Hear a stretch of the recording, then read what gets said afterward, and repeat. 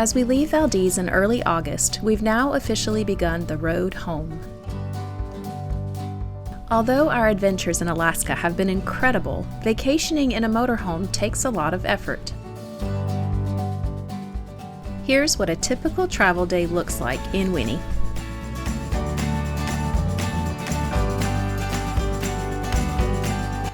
Oh! You bonked that head! The first order of the day is to make up the bed that drops down from the ceiling, an uncommon feature in most small motorhomes.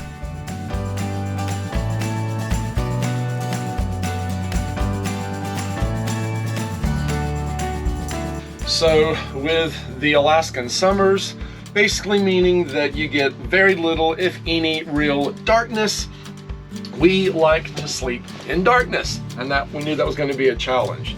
So before we started the trip, I got some Reflectix, and then I just cut it so that it would fit pretty tightly in our windows. The duct tape is great, absorbs the light, so if you have any little nooks and crannies where light can get in. So then we have to pull down the Reflectix from the windows, and then we have to do it on this side. So we have our Starlink cable coming through to our router, sitting up here. Thank you, Starlink. But the mosquitoes were so bad last night that we actually had to tape up the crack where the router cord comes through so that the mosquitoes don't come in and eat us. We then stow away all the bedding and Kaylee's many stuffies, and then convert the lower bed back to a dinette.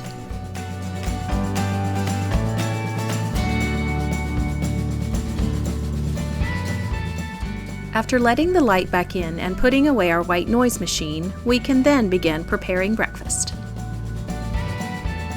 When we're dry camping, our lithium batteries and power inverter enable us to run our appliances, but only one at a time. This makes cooking breakfast a bit of a dance, but it's worth it for hot buttered toast.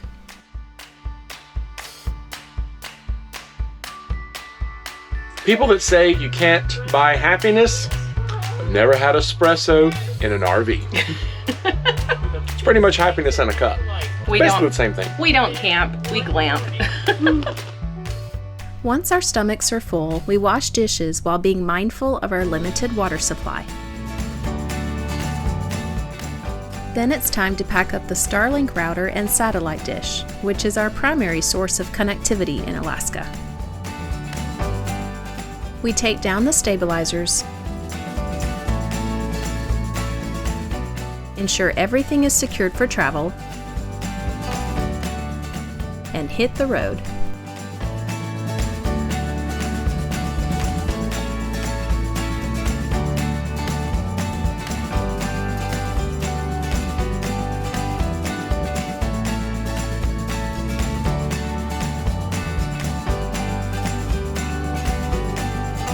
Check out the party going on at Glen Allen at the gas station. Man, everybody wants to be here. I think it may have something to do with the fact that there aren't many gas stations between Palmer and Tok, where we're going to be heading to next. Or if you go down south where just word of Valdez, it's quite a haul to get down there, and between here and there are no gas stations there either. So it's pretty much get you here and they got you. And it's reflected in the prices. Most expensive gasoline we bought, I think, anywhere in Alaska, but it is cheaper than it will be when we get into Canada.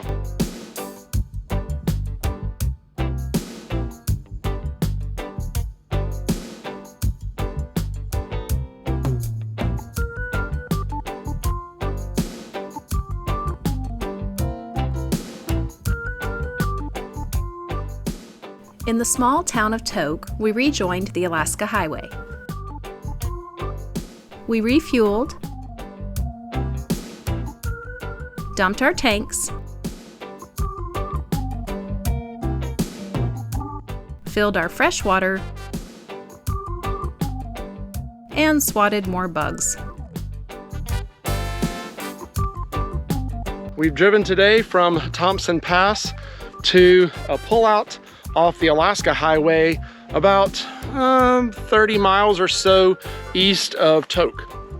A little bit further than we thought we'd be able to drive today. Some days it works that way. This is actually an old gravel pit that really isn't being used for anything anymore. A big thing here is that we have shade from the sun on that side, but then we also have a pretty good view of the sky back over here. So Starlink is up and running, which is wonderful. We can have best of both worlds. That is good. That's a great day.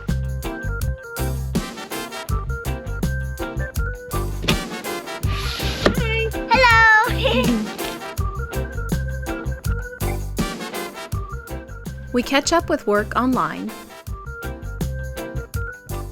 cook dinner, and continue the never-ending job of cleaning the floor. Then the bedtime puzzle has to be reassembled all over again.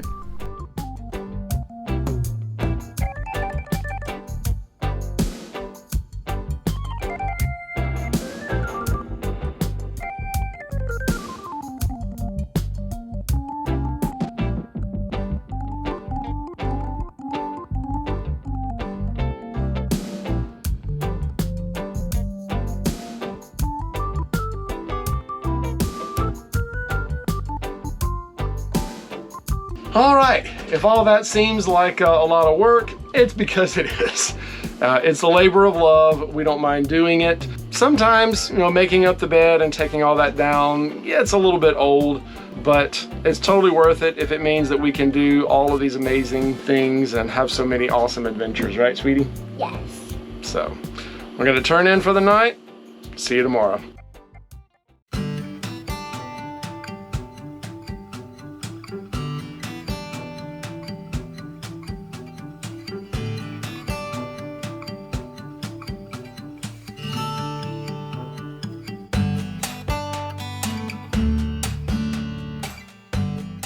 We're about 60 miles away from the Canadian border, crossing back into the Yukon, and we're chowing down. You're not supposed to. Apples and bananas, and all of our fruit. Can't bring fresh produce across the border. Sometimes they allow it, but you never know. And these Alaskan apples were way too expensive to let go to waste. So, cheers. Crunch, crunch. This section of the Alaska Highway near the Canadian border is notoriously rough. Wet, swampy land and shifting permafrost cause the roadbed to heave severely in the winter. Even power lines are affected by the conditions here, slowly leaning and sinking into the ground.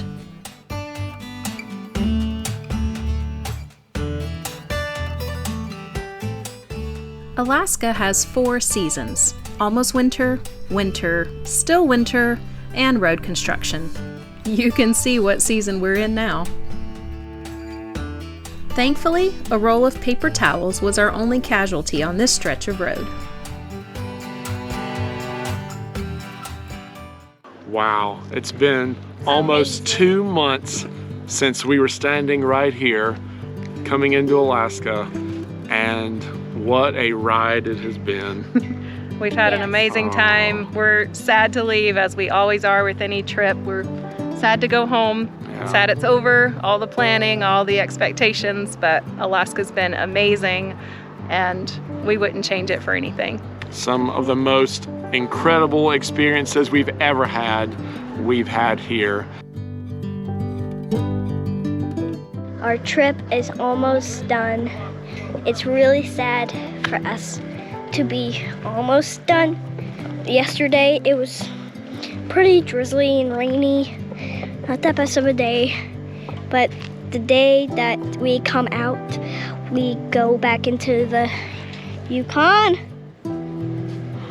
Skeeter just bit me. Ah! Get off! we won't miss the mosquitoes.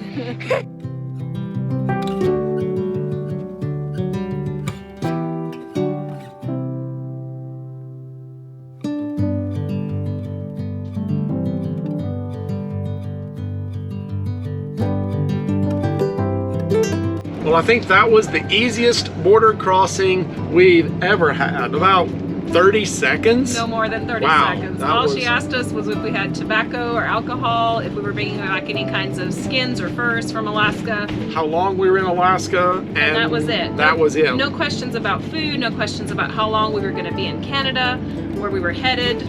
Easy peasy. I guess. Seriously, under a minute. I guess mean, we didn't wow. have to eat those apples that quickly after all. Oh, Well, boy. they were delicious. They were good apples.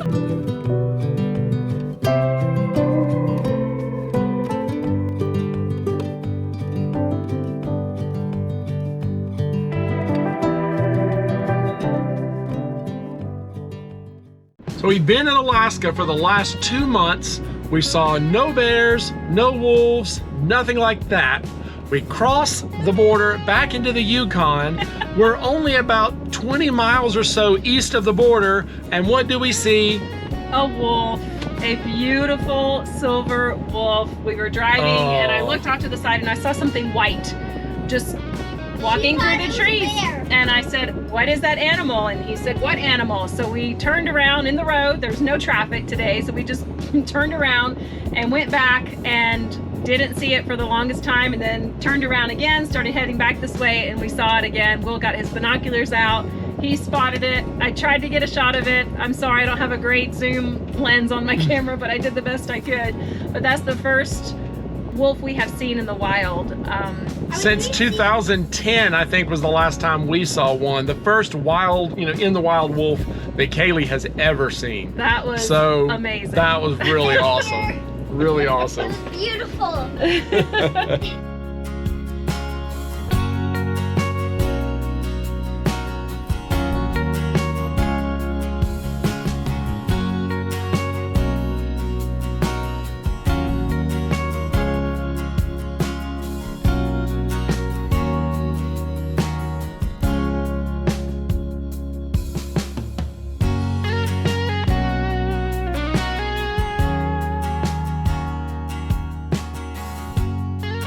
After another long day on the road, we camped next to Kluane Lake, glad that we were now only 1,800 miles from home.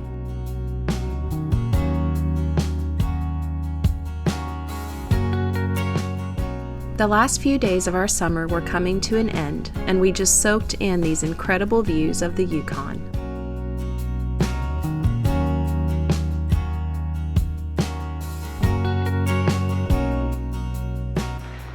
Good morning, and what a gorgeous morning it is today. We spent the night on the edges of Kluane Lake last night. We slept super well, a little windy, but kept it cool. It's about 50 degrees this morning, so it feels really good to be wearing a jacket in August. We decided to do a little trail here in Kluane National Park called Soldiers Summit, and they have some interpretive signs that talk about the building of the Alaska Highway, and this is actually where the northern unit and the southern unit met, and they completed the trail here, so pretty historical place. We didn't get to do much in Kluane on our way up into Alaska because we had a deadline of being in Denali in time for our reservations, so we're just enjoying this weather, this view, making our way home slowly, but still just enjoying this amazing place. The Yukon has been a destination in and of itself.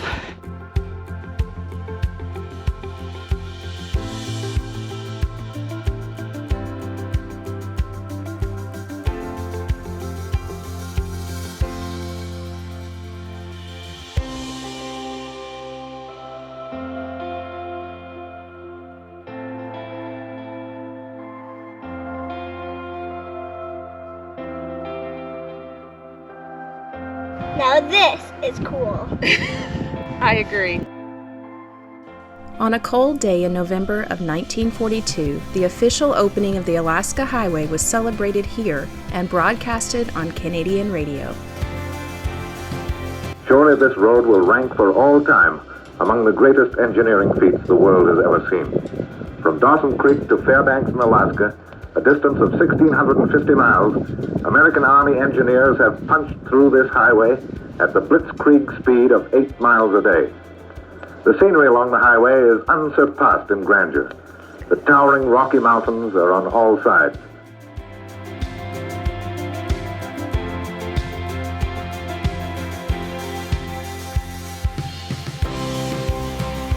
I could handle the minus 40 way better than I could handle the mosquitoes.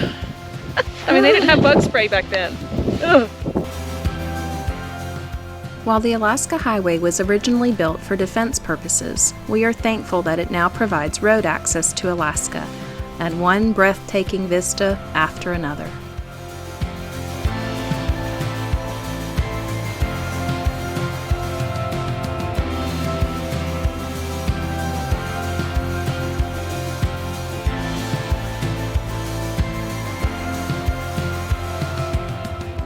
Join us down the road as we venture south on the Stewart-Cassiar Highway to head home, but not before making one more stop in Alaska.